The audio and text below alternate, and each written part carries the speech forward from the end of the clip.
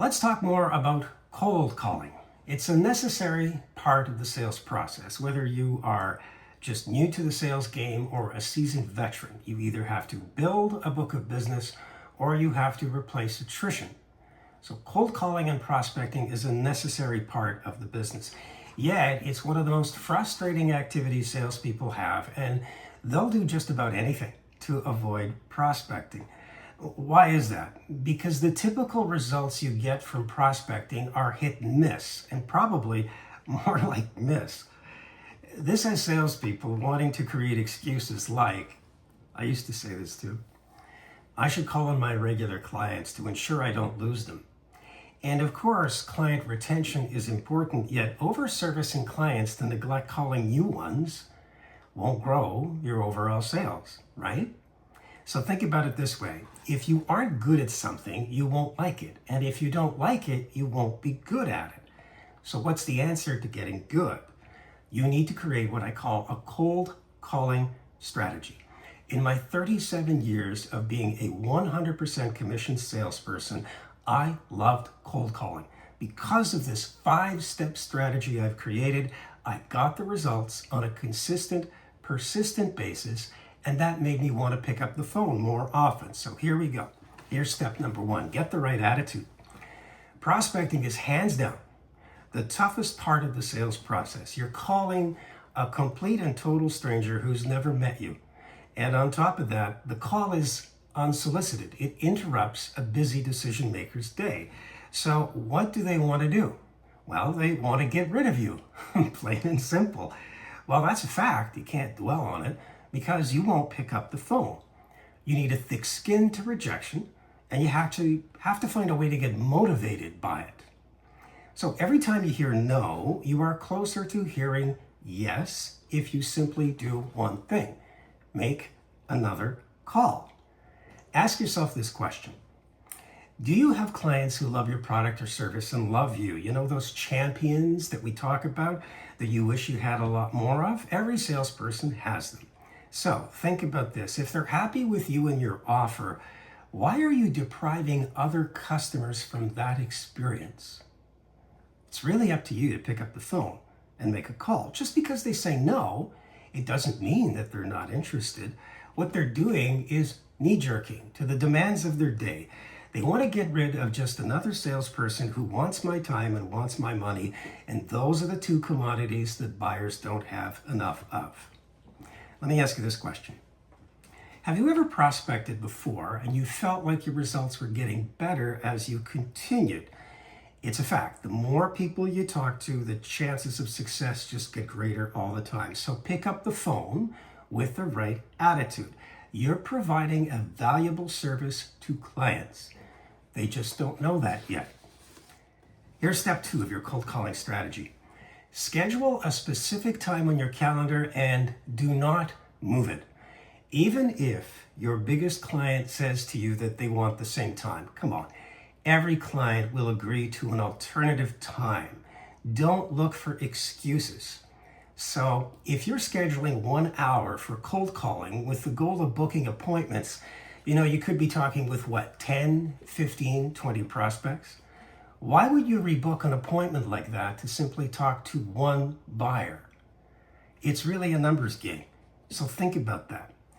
And if you don't schedule prospecting, you will look for an excuse to delay it. It's human nature. It's kind of like going to the gym at the start of your fitness journey. Delayed gratification is not popular, yet it's one of the leading ingredients to sales success. And you're going to need at least 1 hour of uninterrupted prospecting time to be able to get into the swing of it, because your first few calls are going to be rusty. You know what I'm talking about. Once your mind and your mouth are in sync with each other and you're saying the right things, your chance of booking appointments goes up by at least 100%. And in that hour, I welcome you. Set a goal. How many appointments do you want to book in that hour? Stop when you reach that goal or when the hour is up. Okay, here's step number 3. Write a script as a guideline. Look, you can't wing it and improvise. Not having a script is like traveling to a new place without GPS. How will you get there? When will you get there? Will you even get there?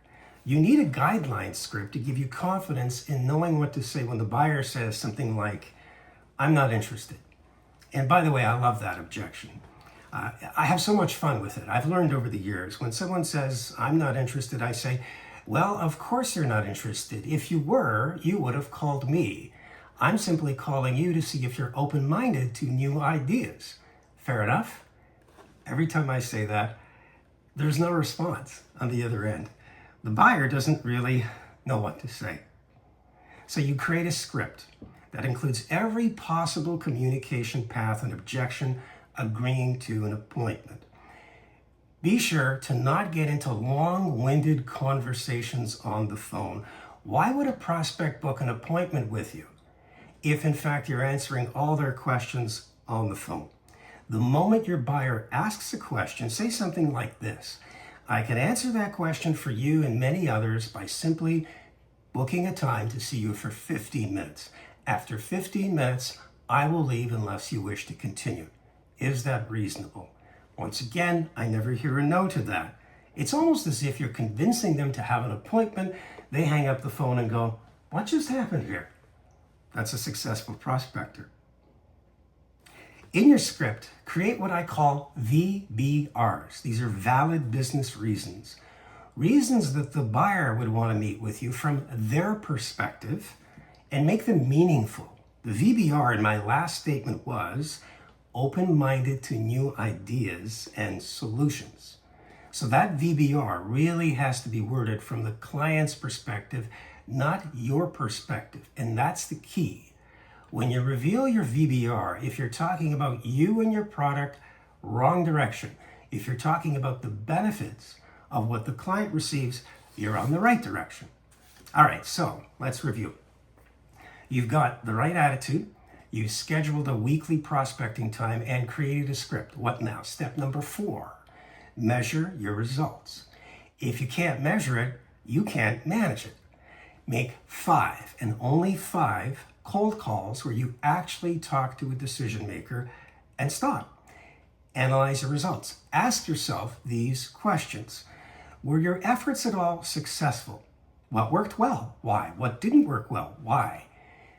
Even if you didn't get the results you wanted, is it feeling better? Because if it's feeling better, you're probably on the right track. After 5 calls, you're going to know a lot more than what you did from when you started. And guess what? You just took your prospecting car for a test drive, for a short little drive. Do you like it? And here's step number 5 to your cold calling strategy. Modify the script based on what you've learned. Make the changes that you think are necessary for better flow and what probably will be better results. Know that your script is a working, breathing guideline. It will change on a regular basis. Sometimes you'll pick up the phone, you'll say something, and you'll think to yourself, oh, I like that. I want to write that down and include that now in my script. Know this: the more calls you make, the more you learn, the better you get, the more sales you make. It is so easy to understand. That doesn't mean it's easy to do. It takes hard work to be a great prospector. Just remember this: you are cold calling. It is by far the toughest sales activity in the entire process. And by the way, my first year, I was terrible at prospecting.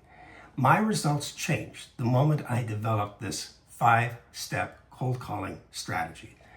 I'm curious, do you think these steps will work for you? What do you do? What's effective for you? I'm always interested in hearing your opinions in the comments section. Thanks.